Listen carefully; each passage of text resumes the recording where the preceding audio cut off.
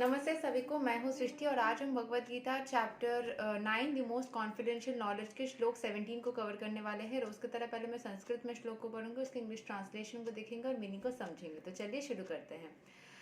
पिताहम अस्या जगतो माता धता पितामहः वेद्याम पवित्राम ओमकारारक समायजुरिवाच।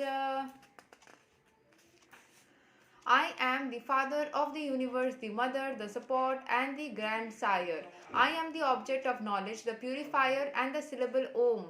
I am also the Rig, the Sama, the Yujur Vedas. तो भगवान बोल रहे हैं कि वो सब कुछ में है। वो पिता भी है, वो माता भी है, वो सपोर्ट भी है, वो सपोर्ट लेने वाले भी है।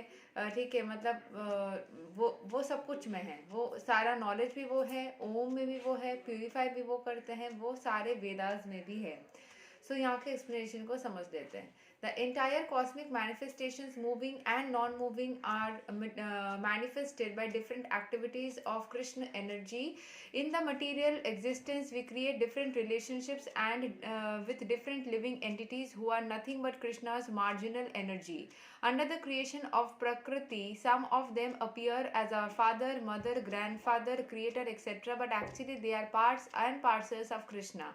As such, these living entities who appear to be our father, mother, etc., are nothing but Krishna. In this universe, the word Dhata means creator. Not only are our father and mother parts and parcels of Krishna, but the creator, grandfather, grandmother, etc. are also Krishna.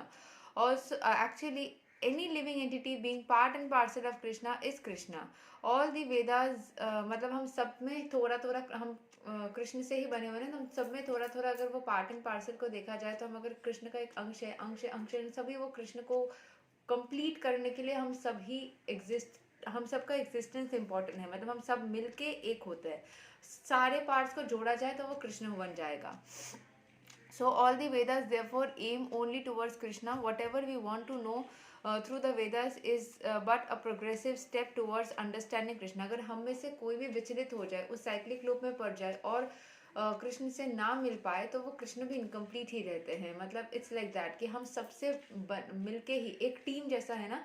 10 लोगों का team है, 10 लोगों में से अगर एक इंसान भी मिसिंग है तो वो टीम इनकम्प्लीट है। It's just like that. तो वो सबको जोड़ने की ही कोशिश चली रहती है ताकि वो कृष्ण का वो शक्ति भी जुड़ पाए। कोई ना कोई अगर वो साइक्लिक लूप में, मतलब ये द्वंद उस पॉजिटिव एंड नेगेटिव एनर्जी के बीच में भी है, तो नेगेटिव एनर्जीज वो कृष्ण को कंप्लीट होने से भी रोकती है एंड बाकी सबका उद्देश्य ये रहता है कि कृष्ण को कंप्लीट किया जाए। So this is very actually difficult, but वो साइक्लिक लूप में चलता रहता है। कुछ लोग मिल जाते हैं, कुछ नहीं मिलते हैं। जो मिल जाते हैं वो कृष्ण को कंप्लीट कर देते हैं एंड बाकी में तो कृष्ण भी, हम सब में से कोई भी उनके साथ जुड़ने से रह जाए तो कृष्ण भी इनकम्प्लीट हो जाता है। मतलब वो भी हमारे बिना वो कंप्लीट नहीं हो सकते। So it's like relation. I hope you understand. So whatever we want to know through the Vedas is but a progressive step towards understanding Krishna.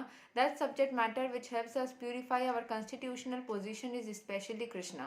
Similarly, the living entity who is inquisitive to understand all Vedic principles is also part and parcel of Krishna, and as such is also Krishna. In all the Vedic mantras, the word Om, called Pranava, is a transcendental sound vibration and is also Krishna.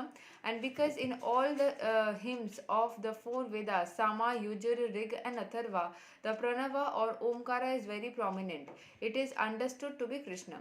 So, जैसे आपका जितने भी सारे यहाँ पे वही बताया जा रहा है कि ओम के सिलेबल में सब कुछ में ही कृष्ण का एग्जिस्टेंस है। सब कुछ में सब कुछ का एग्जिस्टेंस है। इट्स लाइक मतलब अगर आप किसी और धर्म को भी बिलीव करते हो, उसमें भी वो भी एक कृष्ण का अगर अंश माना जाए, अगर we think like that, let the other all the parts and parcels are all the parts of the world are parts of Krishna, तब दूसरे धर्म से भी बिलोंग करो तो वो भी घुमाकर फिर कृष्ण का ही अंश हो जाता है। It's like that. तो सब कुछ में कृष्ण है। ज़रूरी नहीं है कि आपको एक मूर्ति या विग्रह की ज़रूरत है, या ज़रूरी नहीं है कि आपको किसी रूम में बैठने की ज़रूरत है। इट्स लाइक आपके मन में अगर श्रद्धा भक्ति है तो आप चाहे तो किसी भी स्थल पे बैठकर ही कृष्ण से एक हो सकते हैं, ईश्वरीय शक्ति से एक हो सकते हैं, उस डिवाइन एनर्जी से एक हो सकते हैं। बस मन में इच्छा शक्ति की ज़रूरत है, दैट्स इट।